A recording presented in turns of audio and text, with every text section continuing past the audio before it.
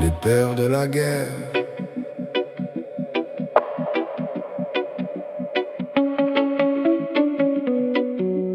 Deux hommes de famille, deux cœurs pleins d'amour, et pourtant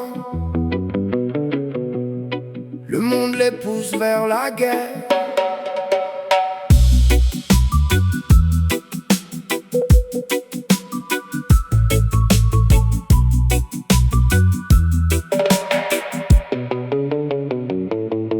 Le premier quitte la maison avant même le soleil.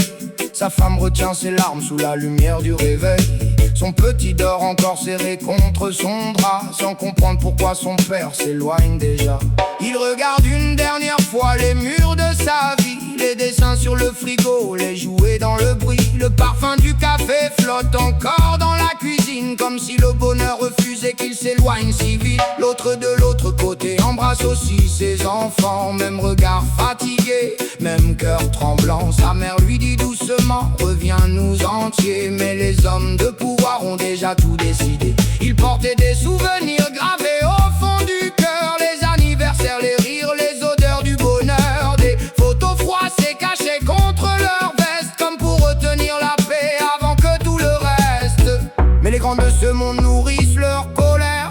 Pour des paroles stupides, ils construisent des guerres. Leurs égos deviennent des tempêtes sur la terre, pendant que des innocents creusent leur propre enfer.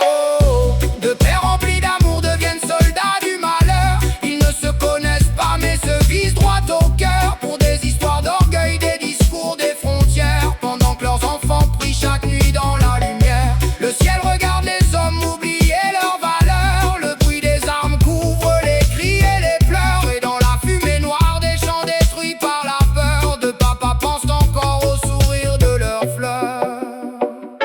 Le premier dans la boue repense à son garçon, à ses petites chaussures laissées dans le salon. Il revoit les vacances, les repas, les éclats de rire, et se demande si son fils continue de sourire. L'autre serre contre lui une vieille chaîne en bois, offerte par son père avant qu'il parte au combat. Il ne aime même pas celui qu'on lui demande d'abattre, mais la guerre transforme les hommes jusqu'à les voir se battre. Et soudain face à face dans le froid d'une rivière, deux regards épuisés, deux âmes de père. Une seconde de silence avant que le feu commence, comme si le monde entier avait perdu son sens.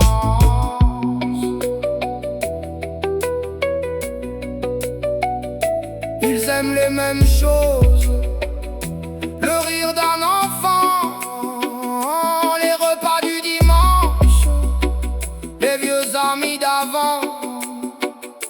Ils aiment les mêmes choses, le calme après la pluie, la voix de leur maman, la paix au fond de la vie. Mais les meneurs de haine voient que territoire et pouvoir, alors ils envoient des hommes mourir pour nourrir leur histoire. Oh, deux pères remplis d'amour deviennent soldats du malheur. Ils ne se connaissent pas mais se visent droit au cœur, pour des histoires d'orgueil, des discours, des frontières, pendant que leurs enfants prient chaque nuit dans la lumière.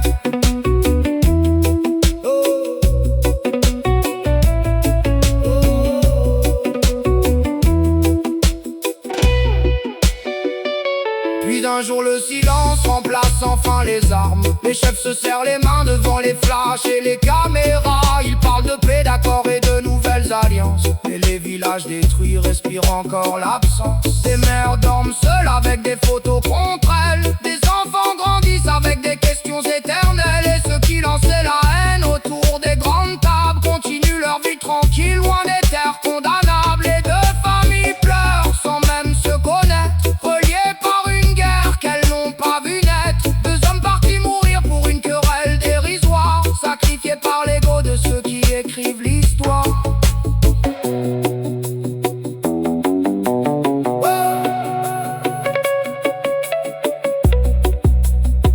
Oh Seigneur, pourquoi faut-il toujours attendre les tombes pour comprendre la valeur des hommes? Car derrière chaque soldat, il y a un enfant qui attend.